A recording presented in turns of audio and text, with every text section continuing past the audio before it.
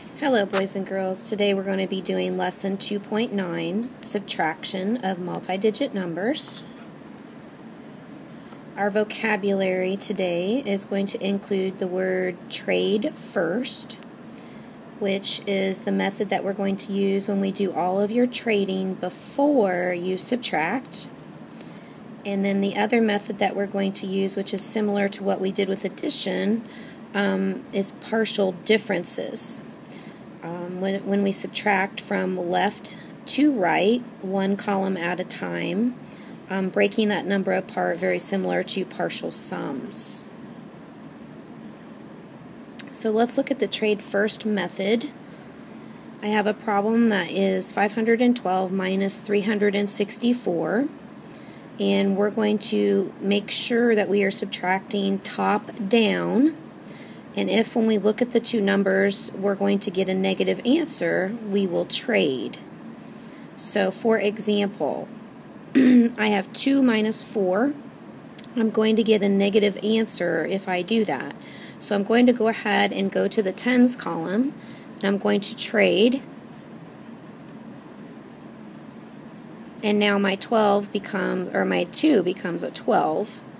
So now I have 12 minus 4. Which gives, well, I'm not going to, sorry, I wanted to just keep doing the problem. Sorry, that's probably what you're going to want to do too.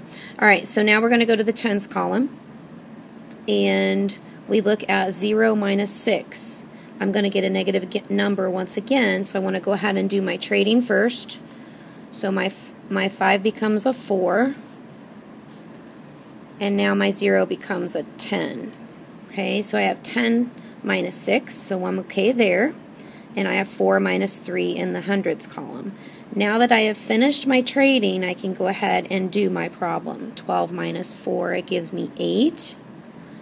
10 minus 6 gives me 4.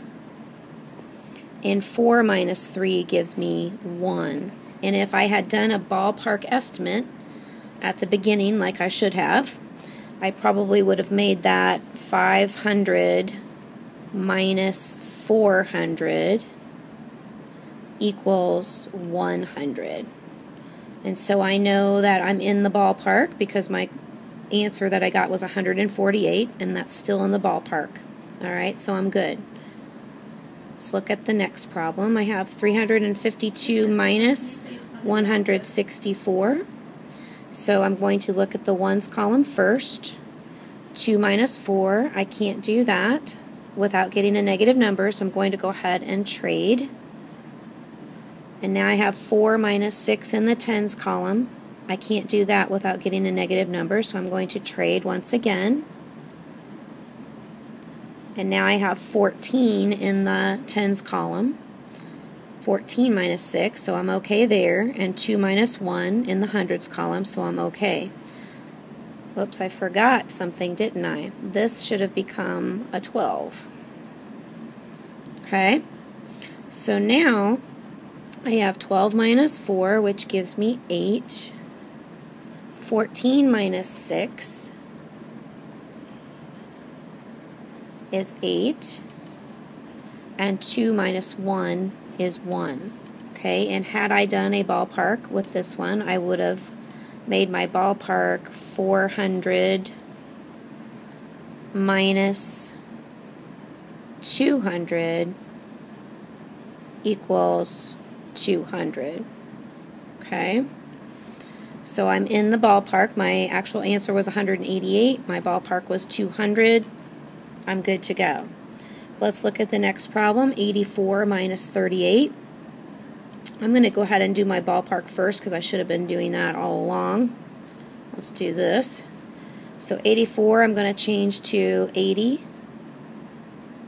And 38 I'm going to change to 40. And my ballpark answer would be 40. Okay, now I'm going to go up and do my trade first. So 4 minus 8, I need to trade first because I'm going to get a negative number. Whoops. And my 4 becomes a 14. 14 minus 8 is 6. And 7 minus 3 is 4. So my answer is 46. My ballpark was 40, so I'm still good. So this is the trade first method, where we do all of the trading first. Now we're going to talk about partial differences. And with partial differences, we're not going to do any regrouping. And I'll show you what I mean. So we're going to start on the left side, and we're going to go right. So we're going to do all of our subtraction with our hundreds, our tens, our ones, and then we'll have our final answer. So I'm going to have 700 minus 200, and that's going to give me a positive number of 500. And then I'm going to do 40 minus 60, and that's going to give me a negative number of 20. And then I've got 6 minus 3, which is going to give me 3. Okay, so when we look at that,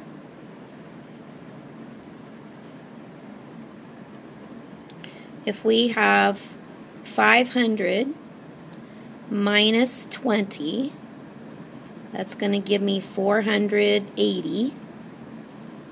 And then 480 minus 3 is going to give me 477, which is how I would get my answer for that. Now again, with this method, you're still going to do your ballpark estimate, which I don't have room for on my screen, but I can try to squeeze it up here and do 700 minus 300 equals 400. So this would have been my ballpark. Okay, so my ballpark was 400, my actual answer was 477, so I'm still in the ballpark, I'm good. Alright, next problem, 886 minus 493. I'm going to do 800 minus 400. That's going to give me a positive 400. I'm going to do 80 minus 90. That's going to give me a negative 10. And then I'm going to do 6 minus 3. And that's going to give me a positive 3. So 400 minus 10 gives me 390. And then positive 3 gives me 493. That's not right. 400 minus 10 gives me 380.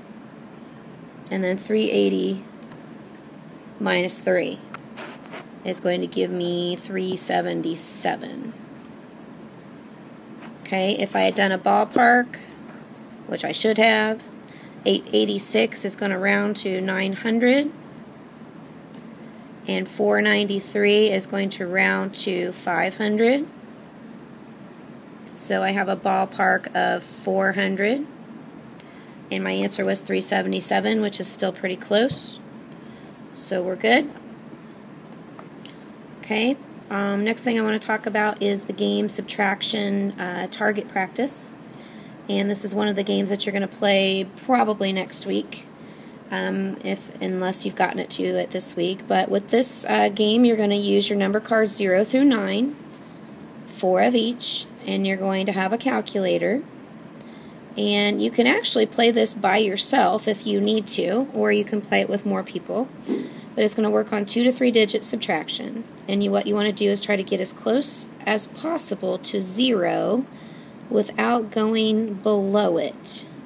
So you shuffle the cards and you place the deck number side down on the table, and each player is going to start with 250. You're going to take turns. Each player has 5 turns in a game, and when it's your turn, you're going to turn over the top 2 cards and make a 2-digit number. you may place the cards in either order. Okay, so you can switch them around if you want to. You're going to subtract that number from 250 on a piece of scratch paper, and then check your answer with a calculator. On turns 2 through 5, you're going to take 2 cards, and you're going to keep making 2-digit numbers and subtracting that from your previous answer. So the player with the final result that is closest to 0 without going below is going to be the winner. So you have some sample turns down there in yellow, showing you if you had drawn a 4 and a 5, that you could subtract 45 if you made the number 45, or you could subtract 54 depending on which way you want to go and what your answer would be. And so you can kind of look at those turns. Turn 2, they drew a 0 and a 6, so they subtract 6 or they subtract 60. So you have to decide which way you're going to do that so that you end up with the lowest number possible. This is what your record sheet is going to look like. And then you're going to show your answer. So if you had the number 23 that you made and you subtracted, and then you would do 250 minus 23 on some scratch paper, and you would have 227 left. Okay, you can actually write the problem, the number sentence there if you want to, but each time you have a turn, you're going to record your 2-digit number that you used. If you want to put your balance at that time in the spot where it says subtraction, you're good to go. Alright, so to summarize, we talked about the trade first method for subtracting, where we do all of our trading before we subtract. I showed you the partial difference method, where we break the number apart and subtract by place value. And then I showed you the game subtraction target practice. Thanks for watching.